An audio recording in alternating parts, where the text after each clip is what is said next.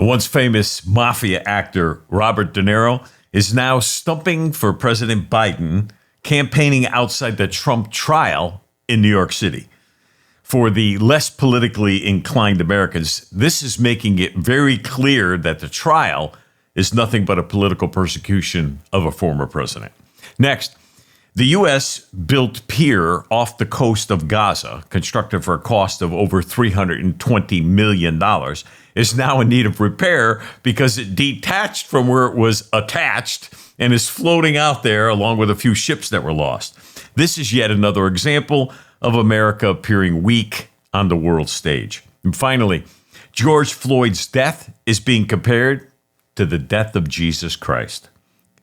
This is a highly controversial video.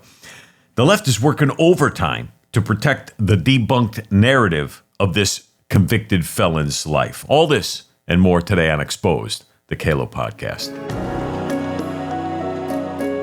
So California is testing a new taxing system, of course, to fund road repairs within their state. And this pilot program would track where people are driving their vehicles, or it would allow the drivers to send in pictures of their odometers. The pilot program would be charging drivers 30 cents per mile, and this is just outrageous. We're going to get to this in just a moment, but first, Bobby DiNero, self-proclaimed tough guy that he is. You were a good actor at one time. Listen, he visits the New York City courthouse where Donald Trump is having his sham trial. And I want you to look at this video with me, and then we'll talk. Here it is. Under Trump, this kind of government will perish from the earth. I don't mean to scare you. No, wait. Maybe I do mean to scare you. If Trump returns to the White House, you can kiss these freedoms goodbye that we all take for granted. And elections, forget about it. That's over. That's done. If he gets in, I can tell you right now, he will never leave. He will never leave. You know that. He will never leave. Now, there's a couple of tells here. You know what a tell is. This guy is an excellent actor. Let's just be honest, okay? Some great movies. He's tremendous. He never saw those lines before, or he didn't write those lines. You could determine just by watching this video clip very, very clearly he never saw these lines before. So somebody wrote them for him. He's being used like a puppet, a stooge. And I don't think he even realizes himself how foolish he looks. Saying words like, this kind of government will perish from the earth. What kind of an idiot?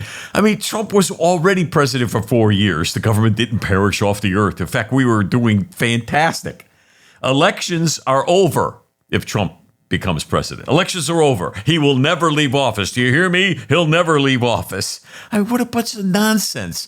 Really, who in their right mind believes this? Well, only the less informed, let's say, the less educated people, maybe. That's really all he's speaking to here. So I want to speak to you, Bobby, the wise guy. Those bodyguards around you, they're never going to help you. In fact, those guys don't even believe a word you're saying. I mean, they're just like oblivious to everything that you're agreeing with. They're not like shaking their head in agreement. I mean, their eyes are like glassed over.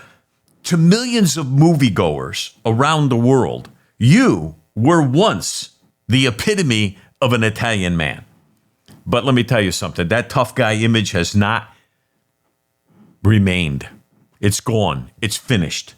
To most Americans right now, especially Americans of Italian descent like myself, I can see through your phony facade. Let's look at this next quick clip. Here it is. I mean, he's so blatantly stupid. He's a punk. He's a dog. He's a pig. He's a con, a bullshit artist, a mutt who doesn't know what he's talking about, doesn't do his homework, doesn't care, thinks he's gaming society, doesn't pay his taxes. He's an idiot. Colin Powell said it best. He's a national disaster. He's an embarrassment to this country. It makes me so angry that this country has gotten to this point, that this fool, this bozo, has wound up where he has. He talks how he wants to punch people in the face. Well, I'd like to punch him in the face. Yeah. Tough guy. Somebody that we want for president? I don't think so. What I care about is the direction of this country. And what I'm very, very worried about is that it might go in the wrong direction with someone like Donald Trump. If you care about your future, vote for it. I do care about my future, and I am going to vote for it. And it surely won't be Biden, my friend. So you're saying Trump's like a clown. You're a clown. Are you kidding me? I mean, there's this very simple script. I could have memorized that thing in no time. And you were stumbling even through that simple clip. You've lost it. It's over. It's done. You know, maybe I'm a little messed up. Maybe I missed something along the way. But you think Trump is a clown? You think he's funny? He amuses you somehow? Is that what it is? What? Does he amuse you? Is that what it's all about? And what do you mean by funny? Huh? What do you mean by funny? That he's like a joker? He's the most real president we've ever had. And I don't know whether you noticed it or not, but you got where you are, my friend, because people like me and Trump, we made you possible. That's right. It was we who made you famous. It was we who made you possible, and we could break you. Unfortunately, we don't even have to try anymore because you're already a broken down old man. You got nothing left to offer. You're nothing but a wannabe tough guy walking around with your bodyguards because you're nothing but an old, limp-wristed loser, and nobody wants to see you anymore. Now, go home. Get your shoe shine box, you fake tough guy. Yeah, right. You think you got the point? I want to make sure you got it. You have the point? Do you understand what I'm trying to say here? Don't make me pop your eye out of your head. Okay, get this through your head. Get it. You're finished. You're done. Finute. Ora esque di qui. So from one fake to another, let's talk about the Biden Pier. Here it is. This is the pier that was built off the coast of Gaza. And as you can see, it's detached from the ground, floating away along with all the boats. And the interesting thing here, this was built without permission of the U.S. Congress. In other words, he allocated close to $500 million in total, $320 million just to build the dock itself, the pier, in order to bring aid into Gaza.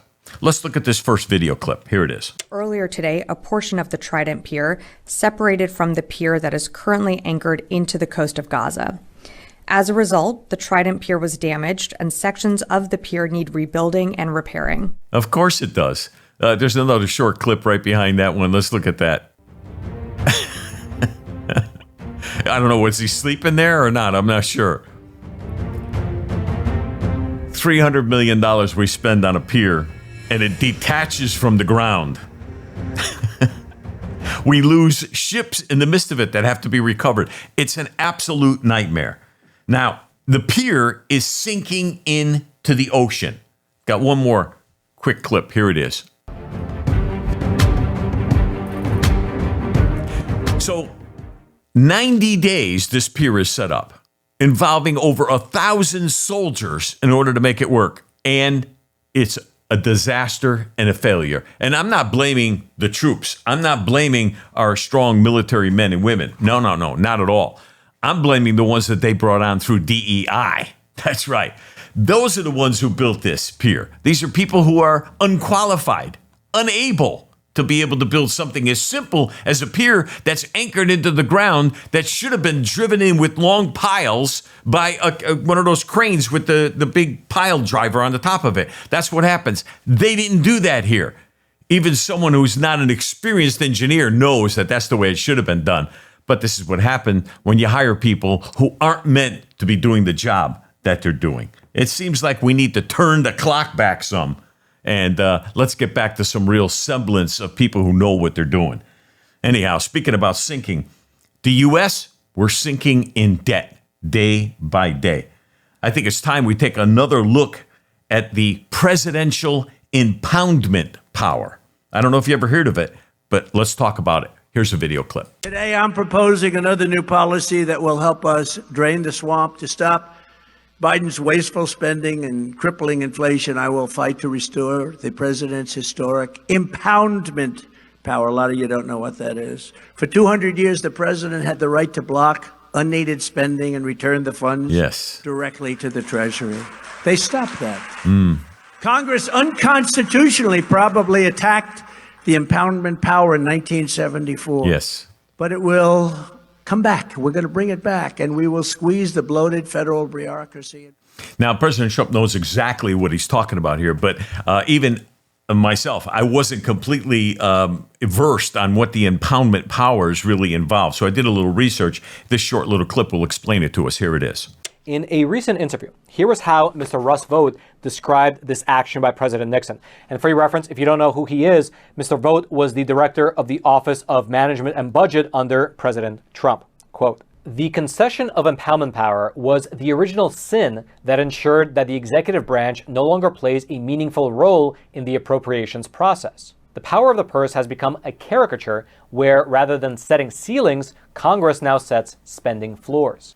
And that's the reason why we've never had really a balanced budget. I think one time in 50 years we had a balanced budget amendment. This goes back to 1974. Many of you may or may not remember President Nixon then was involved in the midst of what was called Watergate, which later on he, left office over.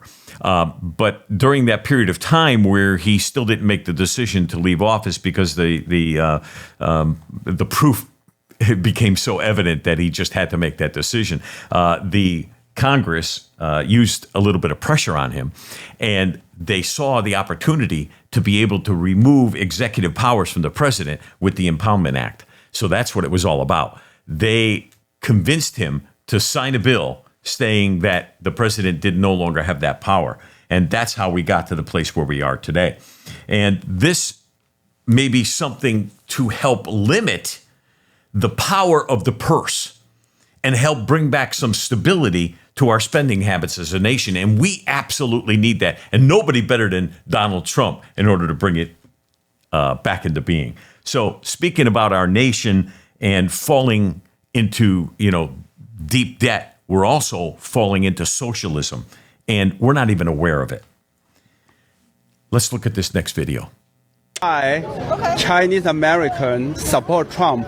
All right. Yes. So the reason is the Democrat administration, Biden administration, lead this country towards socialism and eventually towards communist dictatorship. We came from China. We know this is the way. This is not like people here don't understand what is the communist is. We know communist is. What communist is. That's why. You better believe it. This is really interesting because I'm also Chinese American myself. So you haven't lived in China, I guess. I did. I grew up in China. Oh, I grew up in China till I was 17. I'm from Shanghai. But Shanghai. Yeah, I don't want to talk about my opinions because I'm a journalist. So I just want to hear more about your opinions. As immigrants, a lot of people might say that Trump is anti-immigrant or Trump is not anti-immigrant. It's just against illegal immigrant. There you go. Now, there's an immigrant, American, citizen now, immigrated to this country from China, who knows the history of China and knows how communism makes its way into socialism and communism makes their way into a country. And he sees that beginning to happen here in the United States. And of course, this young lady here claims to be a journalist. She asked the question, many people think that, Trump is against immigration, and he said, no, Trump's not against immigration. He's against illegal immigration. And that is the big difference between what's happening in reality in America and what people are getting on the news every single night. But most of us don't have a clue what is actually happening to America. I guess we're ignorant. Speaking of ignorance, let's look at this one. Do you consider yourself to be a patriot? No. Not really. America has a lot of improvement that needs to happen. Not really. We did it, Joe. America is the most free, powerful, and prosperous country in the history of human civilization. You're not proud to be an American? I don't know about free country. What other countries are freer than America? A free country. How is it more free than America? They fully accepted these refugees, openly. Have you been to the southern border? We're allowing everyone in.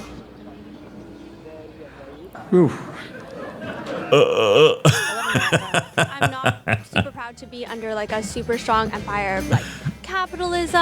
I'm like a black trans person in America, and there's like actively laws trying to make it so I can't exist. Really? You're trans? I didn't know. I don't know. I just don't have anything beyond that. It's hard to be proud of something that's done a lot of bad. Name a country you'd rather live in. Amsterdam, red light district. Oh, man. What have they given to you that America hasn't? Prostitutes and weed. China. How'd you feel about China giving us COVID? They didn't give us COVID. Where did COVID come from? I can't remember the country's name. I really no. can't. It comes from China. I hear Ireland's nice. China. Have you ever been to Ireland? I've never been. So how do you know it's better? I'm done with this. I'm done with this. And that's exactly the way our young people act today. They're done with it because they don't have a clue. Young people today obviously are clueless. They've been brainwashed in the institutions where they're supposed to be educated. And unfortunately, when they do, if they do ever wake up, it's going to be when they're much older. And by that time, it's going to be too late because they have degrees in nothingness and they're trying to make it in society. They're going to find out it's a little bit more difficult than you think, especially when you have these ideas that have been pumped into your brain like America is not the greatest country in the world when we know it is. And if we don't turn things around soon, I'm afraid for our children. I'm afraid for our grandchildren more than anything. And if you're unsure of how you should vote, although I know most of you who are watching, you're not unsure at all. But it's good to know, anyhow, what we're voting for. And I want us to listen to this together. Here it is. I'm a young person. I'm not really sure where I'll go in the election. What do you think I should focus on? Yeah, great question. According to Zillow.com, when Donald Trump ended his first term, it took $71,000 a year to buy a home in this country. Now it requires $121,000 a year. There are three things that matter when you vote. It's not about mean tweets. It's not about tone. It's not about indictments or any of that. It's who is going to give me a better economic future, who is going to keep the country in a more stable setting when it comes to crime and the border, and which president has shown to have less war abroad. Let's go one by one. Under Donald Trump, every single person in this audience was on their way to own a home to be able to get richer. Under Joe Biden, it is out of grasp for every single one of you. It is harder than ever. Number two, the border. We have 10 to 15,000 people a day coming across the southern border, completely destabilizing our immigration policy. Number three, Israel-Hamas war is obviously tearing this campus apart, tearing apart our country. None of that happened under Donald Trump. Russia never invaded Ukraine. Donald Trump is the first president in 40 years to not declare a new war as president of the United States. We had less war and more peace. People were getting richer and we had more stability. So those are the three things that I would look at, because under Joe Biden, you will have less rights. The government will spy on you more. They'll restrict your First Amendment rights more. They'll destroy your purchasing power and the money you have in your pocket. You'll have more international war and more destabilization here with crime and things happening on the border. And there's the truth in less than a minute and a half. Charlie Kirk sums it up beautifully. Financially impossible for a lot of young people to even continue to think about buying a house right now. I mean, it's nearly, 40% higher what you'll need as far as a down payment and the cost of a house right now. So it's pretty much out of touch for many people getting out of college. And we're in wars that we didn't have during Trump. In fact, like he said, 40 years. It's been 40 years since we had a president who didn't start a war. And everybody complains about something what they don't even know what they're talking about. We had peacetime when Trump was here. And we got thousands of people crossing our border every day, 10 to 15,000. We don't even have a clue how many people are coming in on a daily basis. Those are just guesstimates. And of those people, we don't even know how many of them are potential terrorists or have connections to different terrorist cells. Unbelievable. Yet, I've got something now that's not quite as significant as what we're talking about, but yet I think it's extremely important because it's getting a whole lot of news coverage. Let's take a look at this.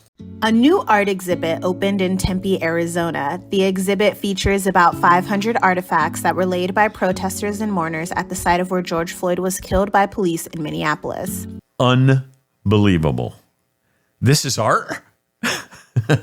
Hey, we got new artwork. This is artwork? Are you looking at these pictures? Well, it's just somebody it looks like somebody wrote with a crayon and a magic marker on the back of it looks like a bag you get at the grocery store. And they set up an art museum with this. We got another short clip. Let's look at it. Maybe I didn't see the whole exhibit. It also examines the state of public memorials. Wow. The exhibit, hosted by the Arizona State University Art Museum, is in collaboration with the George Floyd Global Memorial. The George Floyd Global Memorial. I mean, you see all the organizations that are cropping up from this whole idea of, I can't breathe, It's nothing but a big lie. And where do we go from here? What's happening, not just in America, but around the world, where people are embracing what is proven to be a false narrative about George Floyd?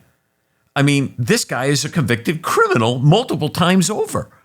Well, let's look at this final clip. Maybe we can put it all together. Here it is. And now watch this speech given by the gatekeeper of George Floyd Square in Minneapolis, which I guess is a real position somehow, who flew all the way down to Phoenix, Arizona to inaugurate a George Floyd-themed art exhibit at Arizona State University. And note the therapeutic and even secular religious overtones and undertones of her messaging. When I came here today, I almost had an emotional breakdown because it reminded me the day that George Floyd got killed. They still got masks on. And the red represent the blood. The blood? The white represent the purification. Oh. Purification. He was a chosen vessel. He was a chosen vessel. Men are called, but few are chosen. God chose George Floyd to do what? God chose him to be a criminal multiple times over? I can't believe that this woman would compare my savior to a drug-dealing, addicted, armed robber charged over 19 times with all different kinds of crimes. He was nothing but a professional criminal. And that day, he finally pushed the police too far. If he just simply obeyed the orders of the police and listened, he'd still be alive today. But no. See, I guess George Floyd sacrificed his life. That's what it is. He sacrificed his life like Jesus because his family got $37 million. Ooh, I wonder if it was worth it. You see, George Floyd now has a legacy. $37 million. Much of that was used to start these different organizations and foundations, art exhibits, beautiful artwork that it is, and the Arizona University of Art. Wow. Hey, if you're an artist, you might want to go there because you don't really have to be that good. You could probably get a great degree. Ain't that awesome? George Floyd, the sacrificial lamb. Well, speaking of those sacrificial kind of people, California is going to be put to the sacrifice pretty soon. Let's take a look at this. California is now planning on taxing citizens 30 cents for every mile you drive. With more than 30 million registered passenger vehicles in California, the state says it shells out more than $8 billion a year to maintain the roads those cars drive on. But because so many Californians now own electric vehicles, the gas tax money is starting to dry up, which is why Caltrans wants to instead charge drivers per mile and is now enrolling people in a 6-month pilot program to test out the concept. The state of California is now planning on taxing citizens 30 cents for every mile you drive. They claim that they aren't making enough money from gas taxes because of all the electric vehicles. The decision from the California government to plan on taxing citizens 30 cents for every mile you drive has garnered controversy. Commenters claim that you get what you vote for, and that this is a bad decision from the California government. But what do you think about the situation? 30 cents a mile? That's kind of pretty expensive. I mean, if you drive just the average, 15, 20,000 miles a year, somewhere in that area, you're talking about between $4,500 and $6,000 a year in transportation tax. That's ridiculous. That's like $400 to $500 a month. I don't know about you, but I think that's enough to cause many Americans to finally say, enough is enough. I ain't giving you squat, Jack. They're not going to send in their odometer readings. They're not going to do that. Well, maybe in California they will, but I know many of us here, we're not going to do it. And many people throughout the nation, if they ever tried to bring this kind of tax to where I live, no, it's just not going to happen. I refuse completely. And speaking about wasting money, because that's all the government does is waste our money when we give it to them anyhow. These college students have no idea they just wasted 4+ years of their life and a whole lot of money. Look at this. Hello, my name is Jacob, and my concentration is environmental science and sustainable business. Hi, my name is Lex, and my concentration is the performance of self. Hi, I'm Gabrielle. My concentration is creative direction, production, and narrative through the arts, performance, and written word. Hi, my name is Karina Gomez, and my concentration is in journalism and Latin American studies with an emphasis in human rights, collective Hey, you might have a history. You might have a future. My name is Stephanie Lee, and I studied the sociology of environmental communication. Hi, my name is Reed, and I study music business and gender studies.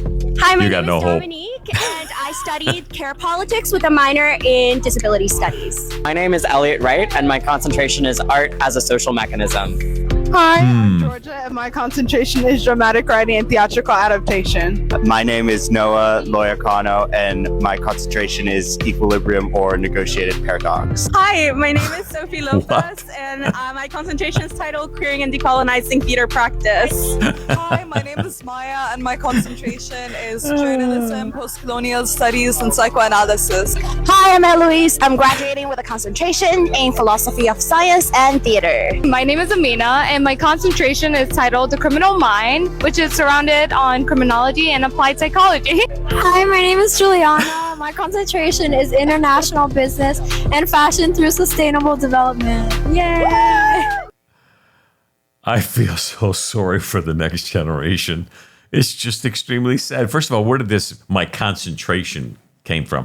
I mean, wasn't it originally like my major and my minor? Isn't that the way it was? Well, now it's called your concentration.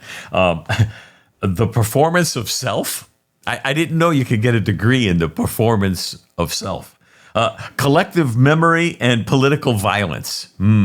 Collective memory. I wonder whose memory they're trying to collect. Sociology of environmental communication. I'll tell you, I've got to sit in on this class.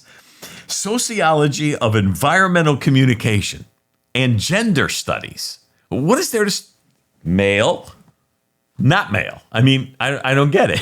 What's there to study? Care politics and disability studies. There's a good one because we've got a lot of people in politics who really, they really do have disabilities. Maybe there's something there. That person might have a future. Art as a social mechanism. We just looked at some art. That was a social mechanism? Is that what it is? Putting BLM on a paper bag? maybe that's what they're talking about. Equilibrium or negotiated paradox. What the hell are these people talking about? I don't even think they know. Queering. At first I thought she was saying querying, like questioning. Wondering, oh no. Queering and decolonizing theater practice. How can you get a degree in something so stupid? First of all, what can anybody talk about for 4 years about decolonizing theater practice? So, look, there is so little we could do to save this current generation. I mean, they're just too far gone. Only a dose of reality maybe can wake them up. Hopefully. And speaking of social solutions to problems, I believe I found the perfect solution to homelessness. Here it is. So I always keep this fake Hollywood money in my car. I love this guy. So when a homeless person asks for money, then I give them like a fake $5 bill. So I feel good about myself. They feel good. And then when they go to use it, they get arrested. So I'm actually like helping clean up the community, getting them off the street. No, of course, I'm just kidding, okay? But I couldn't help it because I thought that this was a tremendously funny video. I do have a few fake 5s on me, but I'm not going to use them for that. But I mean, what a great idea. You know, you're giving them a phony $5 bill so that they get arrested and you clean up the streets. I don't know. Anyhow, speaking about Hollywood, out of the top 100 songs on the radio, I wonder if you'd be shocked to find out that the majority of the pop songs written over the past, say, 35 to 40 years have all been written by one man. I know I was shocked. Whether you know it or not, most singers have what's called ghostwriters. And the guy I'm about to reveal to you is known for writing top 10 music. And he's personally wrote more music, more singles, what do you say, number one singles than any other people on the earth other than Paul McCartney and John Lennon. Pretty good. Now, this guy has written for people such as Katy Perry, Britney Spears, Kelly Clarkson, Taylor Swift, Ariana Grande, Maroon 5, Lady Gaga, Keisha Deline, Celine Dion, Christina Aguilera, Jennifer Lopez, Justin Timberlake, Bon Jovi. Come on, who is this guy? Please tell me. Well, his name is Max Martin. Now, that's not his real name. His name is actually Martin Carl Sandberg. And he was born in the suburb of Stockholm back in 1974. And he's written over 64 top 100 songs, 22 of them number one hits. So I began to wonder, is it possible for someone to have that kind of talent? Well, I think it is. I just wonder where the talent comes from. And, you know, I've done some research even on John Lennon, and, you know, you could see that there were some influences in John Lennon's life and in Paul McCartney's as well. But I wanted to know if this guy, how does he get these words? How does he get the lyrics? How does he get the melody? Where's the music come from? And not only does this guy write the music for these musicians and artists and singers, but listen, he also tells them how to pronounce the words, what inflection to use, and how to actually sing the song. He says this. He says that he gets his inspiration many times while he's resting. Santana, you might know who that is, he actually said this guy is talking with angels. Fallen angels, maybe. I don't know. But he's talking to somebody. So I thought we needed to look into this just a little bit more. When Max was asked about his ability to write music, especially one of the newer songs that just recently came out, Baby One More Time, this is what he had to say. Here it is. Trying to motivate myself to get out of bed and record this thing because I had a feeling it was good. I was like, this is pretty good. But I was really tired. So I was lying there, and then I was like, you know what? I'll get out of bed. And I grabbed the thing, and I recorded it, and then I went back to bed, and then I came up with like a different variation, and you know, and I had to get up again and recorded it, and because I'm tired, you know, trying not to wake up my wife, and then I say like, hey baby, hit me baby one more time, and I was like, and then I hear myself. That's good. Say, yeah, that's pretty good. That's good. So he gets words when he's resting, and he receives them kind of like, you know, receiving an email or getting a fax, for those of you who are old enough to remember fax machines. But he gets them directly to his head, kind of like a download. So this second little clip here clarified a little more. One fact about this song, I mean, the word hit record is a bit overused, but this record, Baby One More Time by the great Britney Spears, was actually number one in every single country on the planet it was released. Think about that for a minute. Releasing a song, and every nation it goes into, it becomes a number one hit song. That's what happened with Baby One More Time. Originally, he wrote the song titled Hit Me One More Time. But he decided to change it because the word hit, he was afraid might be misconstrued as if he was, you know, advancing, you know, physical violence or something along those lines. But this guy hears melodies in his head. He's very, very gifted. But how? How is someone that gifted? Maybe you've never heard of the word backmasking. And anyway, I wanted to find out more about this particular song since it went number one all over the world. In every country that it was released in, it went to number one. So this particular song, Baby One More Time, I wanted to find out kind of what the song is all about. I may have heard it on the radio a few times, but I wasn't really, kind of familiar with all the words. And then I wanted to see what it might be saying if we looked at it from a different perspective. So I wanted to try to engineer this song by listening to it in reverse. Okay, might sound a little crazy, right? But that's what backmasking is all about. So after a little research, we found a guy by the name of Jeff Milner, and he specializes in backmasking. And sure enough, here's the chorus of that song. Now listen carefully. We'll run it through twice, actually, but listen carefully.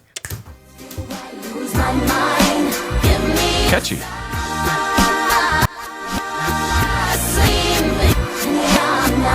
Wow. What?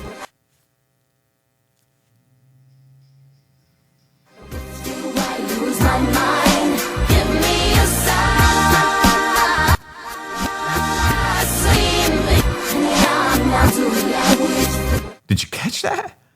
I mean, sleep with me. I'm not too young. Now, if I understand. I mean, if that's all there was just,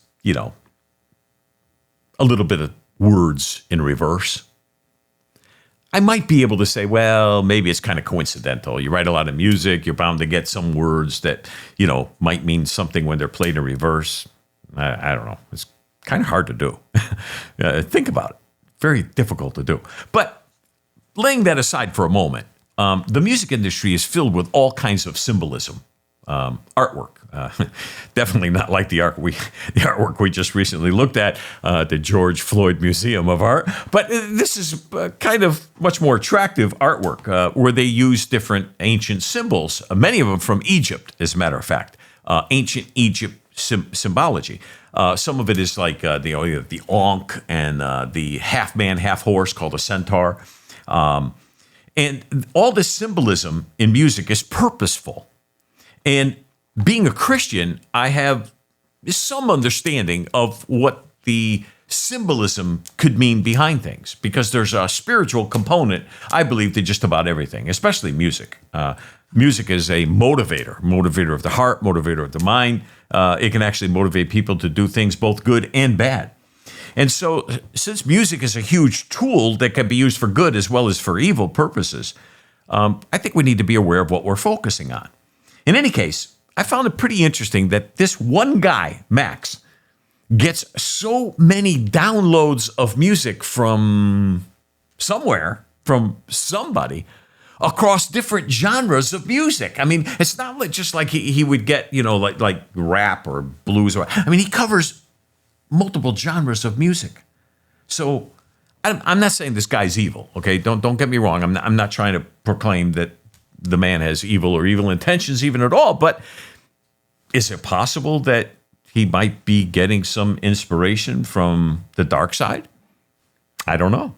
But this one guy can have so much influence over an entire music industry? Definitely something for us to think about.